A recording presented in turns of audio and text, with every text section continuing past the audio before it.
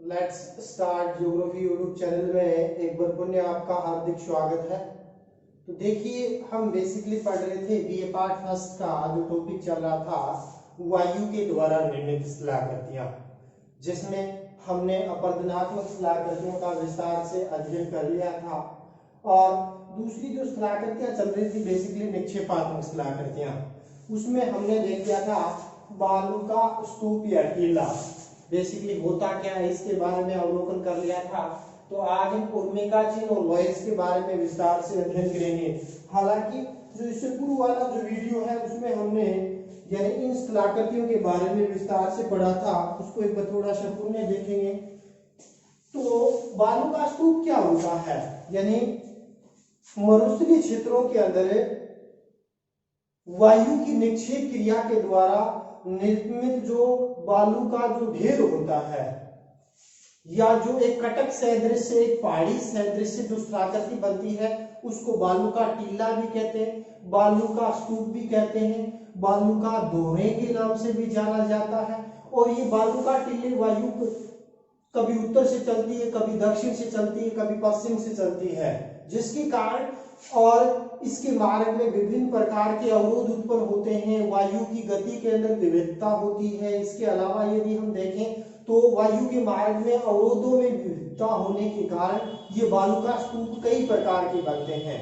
जैसे मैं बात करता हूं, यानी अनुप्रस्थ बालू का स्तूप है, या अनुदैर्घ्य बालू का स्तूप है, या तारा बालू का स्तूप है, या बरखान बालू का स्तूप है, या यूं कहें अर्धचंद्राकार बालू का, कई प्रकार के बालू का स्तूप बनते हैं। वो वहां की लोकेशन, वहां की चट्टानी स्वरूप कैसा है, वहां मिट्टी कितनी मात्रा में यानी वायु के साथ उड़ के आ रही है। तो इस प्रकार यानी मरुस्थलीय क्षेत्रों में वायु की निक्षेप क्रिया के द्वारा जो मिट्टी का जो ढेर जमने से जो कटक जो पहाड़ी सदृश से जो स्थलाकृति बनती है बलुई मिट्टी के निक्षेप से, वो बालू का टीला कहलाता है, जिसको बालू का दोहरे के नाम से भी जाना जाता है, बालू का स्तूप भी कहते हैं, और कई उपनामों से इसको जाना जाता है। और ये जो टीले होते हैं कई प्रकार के होते हैं, जैसे पवनानुवर्ती बालू का स्तूप हमने देखा था, जो वायु की दिशा से जो समानांतर जो टीले बनते हैं वो बालू का स्तूप कहलाते हैं। और अपने राजस्थान के अंदर जो थार का मरुस्थल है, जिसमें बेसिकली अपने यानी अपने भी थार के मरुस्थल में चूरू अपने थार के मरुस्थल का ही भाग है, हालांकि यह अरसूस क्षेत्र के अंदर आता है। तो इस क्षेत्र के अंदर यदि हम देखना चाहें तो कई प्रकार के टीले मिलते हैं। जैसे अपने नजदीकी तारानगर का एक भालेरी गांव है, और भालेरी गांव में यानी अर्धचंद्राकार आकृति के जो टीले मिलते हैं जिसको हम कहते हैं बरखान। और बरखान का उदाहरण यानी भालेरी जो तारानगर तहसील के अंदर है, 20 किलोमीटर साइड में पड़ जाता है। सैकड़ों की संख्या में ये तारा बालू का स्तूप है, और ऐसे क्वेश्चन कंपटीशन एग्जाम के अंदर भी पूछे जाते हैं। इसी प्रकार यानी जो अपने तारा होता है, उस तारे की आकृति के स्तूप अपने सब यानी बात करते हैं तो गंगानगर जिले का जो सूरतगढ़ कस्बा है, वह सैकड़ों की संख्या में ऐसे उदाहरण देखने को यानी मिलते हैं। तो इस प्रकार यानी जो वायु की दिशा के जो समानांतर बालू का स्तूप बनते हैं तो वो बालू का टीले कहलाते हैं। अपना राजस्थान का जो महान मरुस्थल है उसमें जैसलमेर, जोधपुर, बाड़मेर, बीकानेर वाला पाकिस्तान के लगता हुआ जो सीमावर्ती क्षेत्र है, उसके अंदर बालू का टीलों की श्रेणियां पाई जाती है, श्रृंखला मिलती है 2-2, 3-3 किलोमीटर से लेकर 20, 10-10 किलोमीटर लंबी। और इन टीलों को यानी सीधा पार नहीं कर सकते आप। तो उसके अंदर क्या होता है, 2 बालू का स्तूप होते हैं अनुप्रस्थ प्रकार के। उस बालू का स्तूपों के मध्य यानी तंग संकरा मार्ग होता है, और उससे वहां से मिट्टी उड़ के उन टीलों पर जाती है। तो उसमें मुख्य रूप से उसको कहा जाता है बासी, या जिसको कहते हैं कारवा मार्ग, या रेत मुक्त मार्ग, जिसको रेत मुक्त कॉरिडोर के नाम से जाना जाता है। अपना राजस्थान का झाज ऊंट उसी यानी उसमें से होकर चलते हैं, और ऊंट के जब सैकड़ों ऊंट जब समूह में चलते हैं तो उसको कहते हैं कारवा, यानी वो यानी कारवा मार्ग। उस मार्ग यानी 2 बालू का स्तूप होते हैं उसके मध्य जो तंग संकरा मार्ग होता है, जिसमें यानी विभिन्न प्रकार के आवागमन के यानी मार्ग होते हैं, पगडंडियां होती हैं, वो बेसिकली यानी कारवा मार्ग, गासी या रेत मुक्त कॉरिडोर के नाम से भी जाने जाते हैं। दूसरा हम बात करते हैं अनुप्रस्थ बालू का स्तूप। वो बालू का स्तूप यानी वायु की दिशा के समकोण पर बनते हैं और बरखान है अर्धचंद्राकार आकृति में होते हैं। जो तारा बालू का स्तूप है, जो अपना तारा होता है उसकी आकृति के 3 या 4 खंभों के जो स्तूप बनते हैं वो तारा बालू का स्तूप है।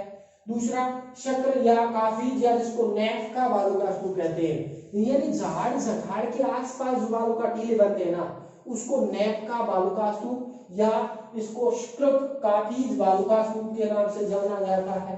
नेक्स्ट आ जाता है हेलबैक बालू का स्तूप। जो बालू का स्तूप मुख्य रूप से पथरीले मरुस्थलीय क्षेत्रों में कंकर पत्थर बजरी के उनके अवसाद के ढेर जैसे जमने से बनने वाले जो टीले हैं वो मुख्य रूप से हेलबैक बालू का स्तूप कहलाते हैं। फिर हमने डिस्कस किया था द्रास का, तो द्रास यानी हेलबैक बालू का स्तूप जब यानी बड़ा हो जाता है तो वो द्रास कहलाता है। द्रास में भी यानी कंकरीली मिट्टी पथरीली चट्टानी टुकड़े एक जगह पर संग्रह होने से इसका निर्माण होता है वायु के निक्षेप क्रिया के द्वारा।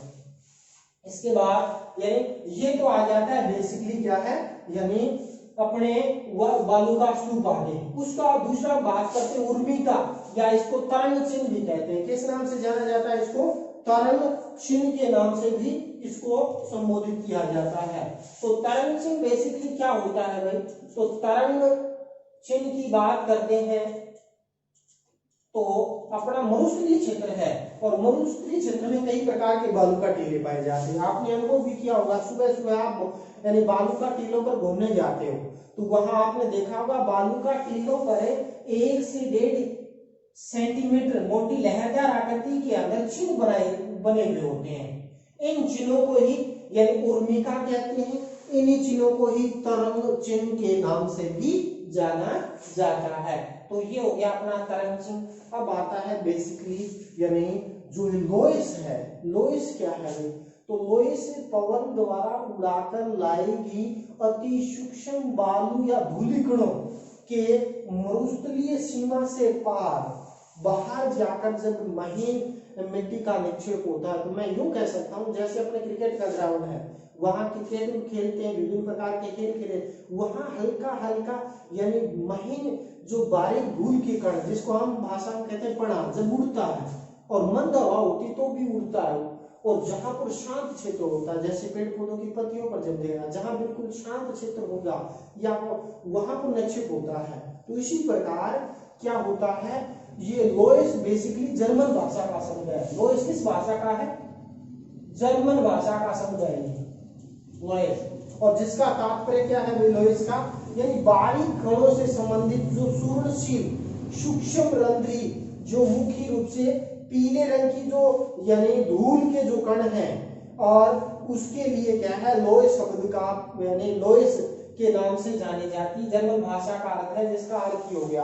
और लोइस का नामांकन कैसे हुआ? यानी फ्रांस का एक कस्बा है यानी प्रांत है अल्सांस। अल्सांस प्रांत कस्बा है यानी फ्रांस का एक प्रांत है अल्सांस। अल्सांस प्रांत का एक कस्बा है लोयस। तो इस क्षेत्र के अंदर सर्वप्रथम में भूगोलवेत्ता रिच्टोफेन ने यानी लोयस मिट्टी के निक्षेप वहां देखे। ऐसी मिट्टी के निक्षेप महीन बारीक धूल के कण जिसमें एल्युमिनियम है, लोहा, सिलिकेट के हल्के पदार्थों का निक्षेप हुआ। तो ऐसे जो टीले सदृश जो स्थलाकृति बनती है उसको लोयस कहा जाता है। और लोयस का सर्वाधिक जो विस्तार की यदि हम बात करते हैं अपना पड़ोसी देश चीन में 6.50 लाख वर्ग किलोमीटर क्षेत्र के अंदर लोयस का विस्तार पाया जाता है। हालांकि भारत में लोयस का विस्तार नहीं मिलता है। इसके अलावा यदि हम बात करते हैं यूरोपीय कंट्री में, चाहे आप नेदरलैंड में चले जाएं, फ्रांस में चले जाएं, जर्मनी में चले जाएं, बेल्जियम में चले जाएं या संयुक्त राज्य अमेरिका में चले जाएं, तो वहां पर लोयस मिट्टी का निक्षेप है वो प्रमुख रूप से क्या है देखने को मिलता है। और संयुक्त राज्य जो अमेरिका है वहां इसे जो मिसिसिपी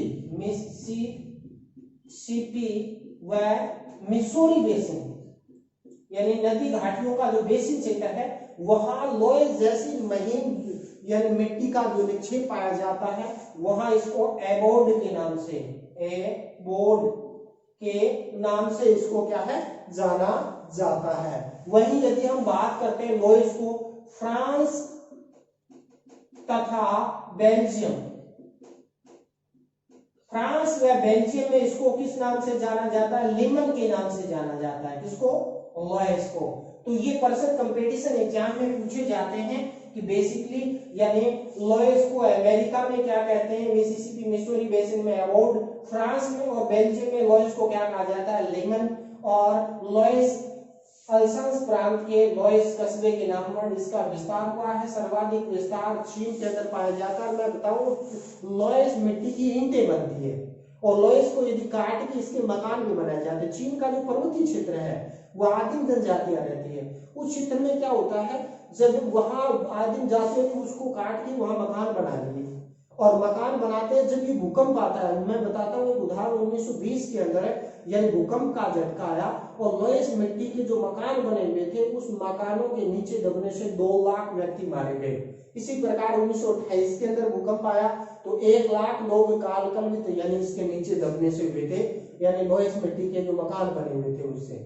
तो इस प्रकार यानी ये बेसिकली बड़े 7 नंबर के प्रश्न के अंदर भी पूछा जा सकता है, व्यक्ति 2 नंबर के प्रश्न में भी आता है। कंपटीशन एग्जाम में ऐसे प्रश्न पूछे जाते हैं। तो ये 3 निक्षेपात्मक स्थलाकृतियां होगी। इसके अलावा कुछ हम स्थलाकृतियां देखेंगे मरुस्थलीय प्रदेशों में जल के द्वारा अपर्दन क्रिया के द्वारा स्थलाकृतियों का निर्माण भी इसके अंदर होता है। उसके अंदर 1 नंबर आती है उत्खात स्थलाकृतियां। उत्खात स्थलाकृतियां जिसको बेडलैंड ट्रॉपिकल के नाम से भी जाना जाता है। तो बेडलैंड ट्रॉपिकल क्या है भाई? यानी वर्षा के जल के द्वारा मरुस्थलीय भागों में अपक्षय व अपर्दन के कारण यानी जो ऊबड़ खाबड़ और जो मुख्य रूप से अवनालिका युक्त जो स्थलाकृति बनती है उसको उत्खात स्थलाकृति या बेडलैंड ट्रॉपिकल के नाम से भी जाना जाता है। दूसरा यदि हम बात करते हैं दूसरी स्थलाकृति बनती है प्लाया। बेसिकली प्लाया क्या होती है भी कि मरुस्थलीय प्रदेशों के अंदर में मुख्य रूप से जो जलोढ़ से निर्मित धरातल से जब नीचे जाते हैं तो निम्न गर्दीय जो भाग होता है जो झील बनती है उस झील को बेसिकली प्लाया कहा जाता है, क्योंकि उसमें वर्षा का जल एकत्रित हो जाता है। और प्लाया झील का निर्माण मुख्य रूप से मरुस्थलीय प्रदेशों के अंदर यानी वर्षा के जल के एकत्रित होने से इसका होता है। और इसी जो मुख्य रूप से क्या है प्लाया को सहारा का जो मरुस्थल है, विश्व का सबसे बड़ा मरुस्थल है जो भारत के कुल क्षेत्रफल के लगभग 3 गुना बड़ा है सहारा का मरुस्थल। और वहां इसको मुख्य रूप से क्या है खबारी नाम से जाना जाता है। किसने? खबारी ममला के नाम से भी इसको क्या है जाना जाता है। किसको? प्लाया को। इसके बाद नेक्स्ट स्थलाकृति आ जाती बजादा, जो जल के द्वारा वर्षा जल के द्वारा अपर्दित होने के कारण बनती है। देखिए प्लाया और तथा पर्वतीय अग्रभाग के मध्य मुख्य रूप से मध्यम ढाल वाला जो मरुस्थलीय जलोढ़ पंख होता है उसको बेसिकली क्या है बजादा के नाम से जाना जाता है। यानी नीचे तो क्या है यानी मुख्य रूप से यानी प्लाया नीचे तो ऊपर हो गया, पर्वतीय अग्रभाग के मध्य 2 निम्न जलोढ़ मैदान होता है उसको बेसिकली बजादा के नाम से जाना जाता है। इसके बाद चौथी स्थलाकृति देखते हैं पेडिमेंट। पेडिमेंट क्या होती है? इन पेडिमेंट शुष्क प्रदेशों में अपर्दन चक्र की जो अंतिम अवस्था के अंदर लगभग समतल मैदान का निर्माण होता है जिसको पेडिमेंट के नाम से जाना जाता है।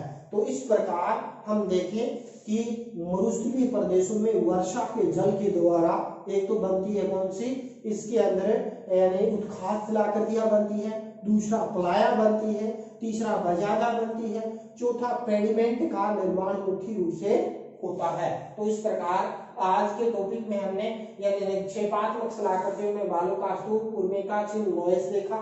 इसके अलावा उत्खात स्थलाकृतियों में मुख्य रूप से क्या यानी वर्षा के जल के द्वारा निर्मित स्थलाकृतियों में उत्खात स्थलाकृति, प्लाया और बजादा और पेडिमेंट का विस्तार से अध्ययन किया। तो ये वीडियो अपने 3 पार्ट में अपने अध्ययन किया है। तो जो छात्र छात्राएं इस वीडियो को नहीं देख पाए, इससे पहले वाली वीडियो का अवलोकन करें ताकि ये